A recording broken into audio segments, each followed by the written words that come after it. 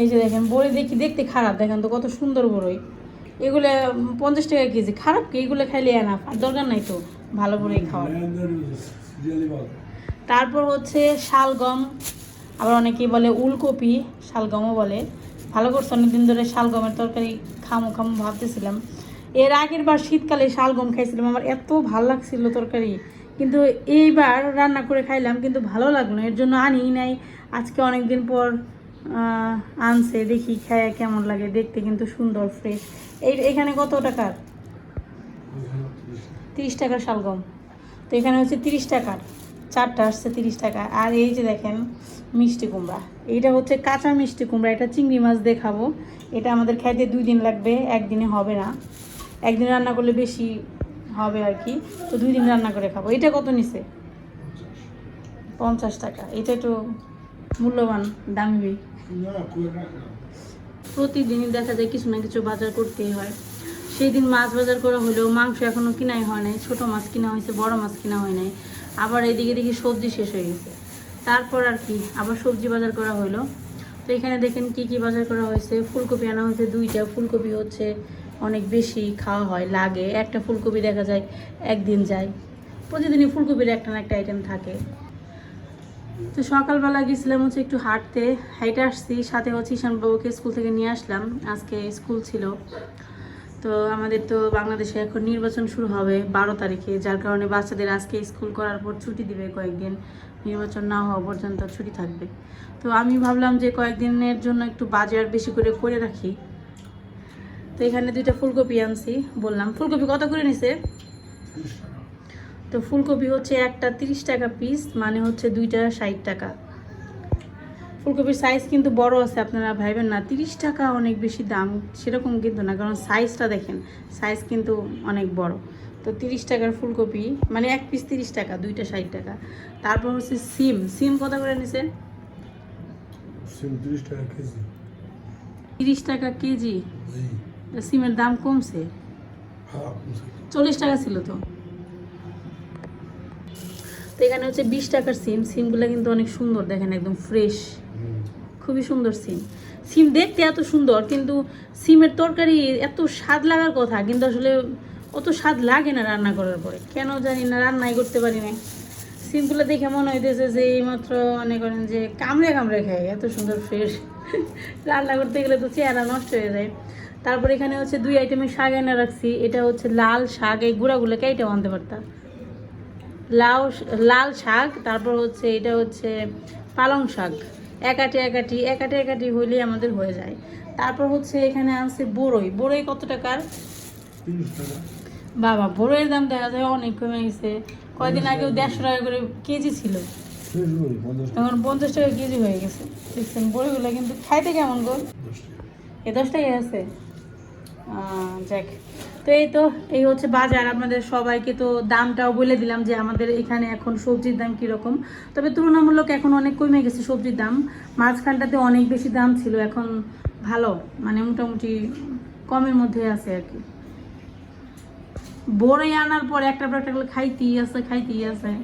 এখন হচ্ছে দুপুরবেলার জন্য কাটাকুটি করতেছি। আজকে দুপুরবেলা রান্না করব হচ্ছে মিষ্টি কুমড়া। এই যে দেখেন কাঁচা মিষ্টি কুমড়া, এই কাঁচা মিষ্টি কুমড়া দিয়ে চিংড়ি মাছ দিয়ে রান্না করব। তো এটা এখন কাটি, খোসা সহ রান্না করব। এত সুন্দর মিষ্টি কুমড়া দেখে খোসা ফালাতে ইচ্ছে করতেছে না।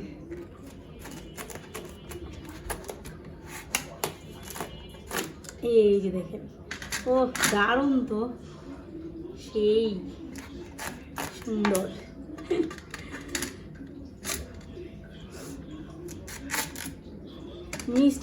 মিষ্টি কুমড়ার বীজতে নাকি প্রচুর পরিমাণে ভিটামিন, যেটা অন্য কোনো সবজির থেকে পাওয়া যায় না। এর জন্য আমি ভাবতেছি আজকে আমি বিচি সবকে একদম খাইয়ে শেষ করে ফেলবো, কিচ্ছু ভালো না আজকে।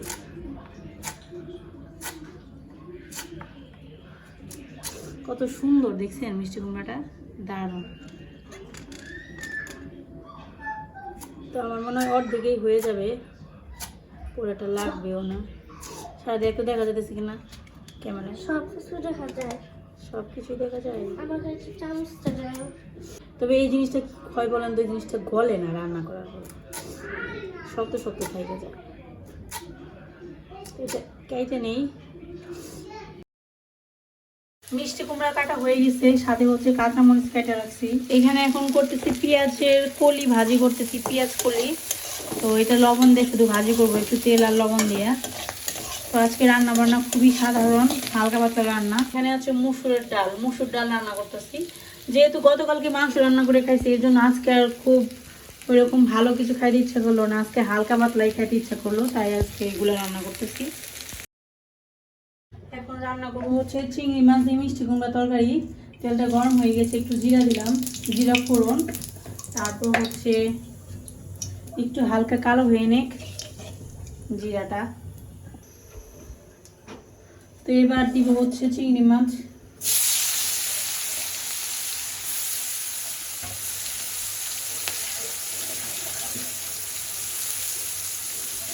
যেহেতু চিংড়ি মাছ একটু শক্ত, তাই চিংড়ি মাছ আলাদা করে ভেজে তুলে উঠানোর কোনো দরকার নেই, তাই একবারে সোমবারে দিয়ে দিলাম। হালকা একটু চিংড়ি মাছটা ভেজে নিই।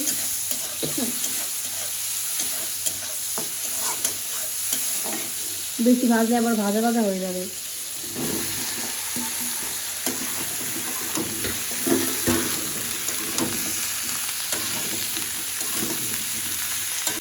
এরপর হচ্ছে এর মধ্যে এক এক করে সমস্ত উপকরণ দিয়ে দিব। যেমন হচ্ছে লবণ দিলাম, মরিচের গুঁড়া, হলুদের গুঁড়া, চিনিটা পরে ব্যবহার করব, যদি চিনি লাগে তাহলে দিব।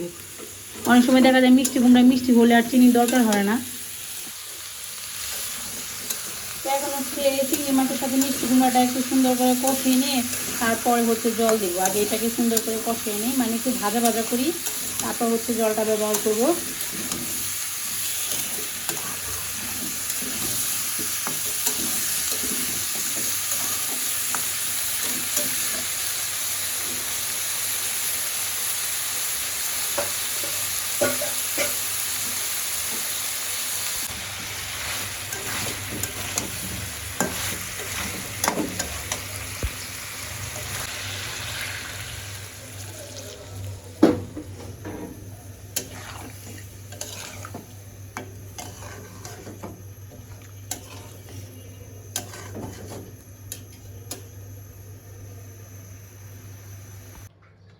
চিংড়ি মাছ দিয়ে কাঁচা মিষ্টি কুমড়ার তরকারি রান্না করা কমপ্লিট করলাম এই মাত্র।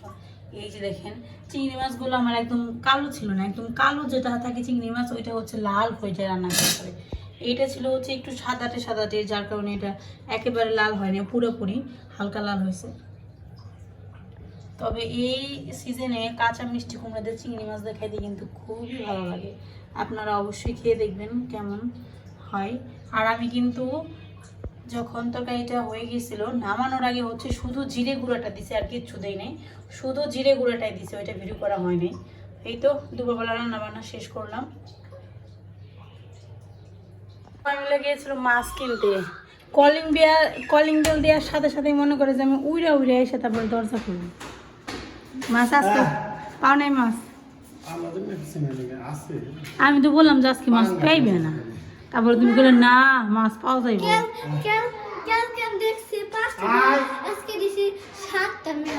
তুই খালি বিড়ালি দেখোস, রাস্তাঘাটে খালি বিড়ালি দেখোস। তাই নাকি? বাবারে খুশি, সারা তো বিড়াল দেখাই খুশি হয়ে গেছে মাছ দেখি। তুমি মাছ কিনতে পারো না? আপনার মাছ কই স্যার? আপনার মাছ কোথায়? কেন কিনতে পারেন নাই? মাছ কিনতে পারেন নাই কেন? ছিলই না।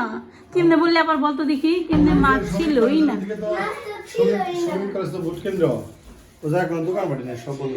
আজকে তো দোকানপাট কম ওইটা জানি আমি, তোমার তো প্রথমেই বললাম যে আজকে পাইবে না, তুমি তো তেলামি করো। হঠাৎ করে আবার সার বাবা বললো আজকে একটু ইলিশ মাছ ভাজি করো, কয়েকদিন ধরে খাওয়া হচ্ছে না। ইলিশ মাছ ভাজিটা হচ্ছে আপনি যত আইটেমে রান্না করেন না কেন, এইটার ক্ষেত্রে কখনো অরুচি আসে না। এটা আসলে আমার কাছে তো খুবই ভালো লাগে, ইলিশ মাছ ভাজি হলে আর কিচ্ছু লাগে না। তো এখানে হচ্ছে মাছটা কেটে হলুদ মরিচ লবণ মাখিয়ে ভাজা শুরু করলাম। একটু বেশি করে সরিষার তেল দিয়েছি। আমার কাছে আবার ইলিশ মাছ ভাজি করলে সরিষার তেলের পরিমাণে একটু বেশি না দিলে ভালো লাগে না। মাছ ভাজির সাথে একটু তেল দিয়ে খাবো, এটাই তো খেতে বেশি ভালো লাগে। এই হচ্ছে, আর মাছটা ভাজি করার পর এখন ভাবতেছি, আমি জানি যে খাওয়ার সময় সার বাবা বলবে মাছ তো ভাজি করছো, এর সাথে যদি কিছু একটা ভাজি করতে তাহলে খাওয়াটা আরও ভালো লাগতো। তারপর মনে মনে ভাবলাম যে এই মাছের সাথে একটা বেগুন কেটে দিয়ে দিই, তাহলে তো বেগুন ভাজি হয়ে যাবে, এক্সট্রা করে আর ওই রকম পরিশ্রম হবে না। তাই আর কি, যেই ভাবা সেই কাজ, একটা বেগুন কেটে দিয়ে দিলাম ইলিশ মাছের সাথে। এই তো ইলিশ মাছ ভাজা আর হচ্ছে বেগুন ভাজা। আর এদিকে ভাতটা বসিয়ে দিলাম, মোটামুটি রান্নাবান্না কমপ্লিট। তো মাছ ভাজি হয়ে গেলেই খাওয়া দাওয়া শুরু করব। তো ইদানিং যেটা হয়েছে, আমরা এখন ইলিশ মাছ ভাজি খেলে সাথে শুকনো মরিচটা খাই। শুকনো মরিচ আমি একটু বেশি করে ভেজে তারপরে হচ্ছে কাচের বয়মে ভরে রেখে দিই। মাঝে মাঝে ভর্তা বানালে কাজে লাগে, মাঝে মাঝে খেতে ইচ্ছা করলে খাওয়া যায়, মানে খুবই কাজের একটা জিনিস। আপনারা চাইলে কিন্তু করতে পারেন। এটা হচ্ছে কাচের বয়মে ভরে রাখলে নরম হয়ে যায় না। তো আজকের ভিডিও পর্যন্ত, ভালো থাকবেন সবাই, ধন্যবাদ সবাইকে, টাটা বাই বাই।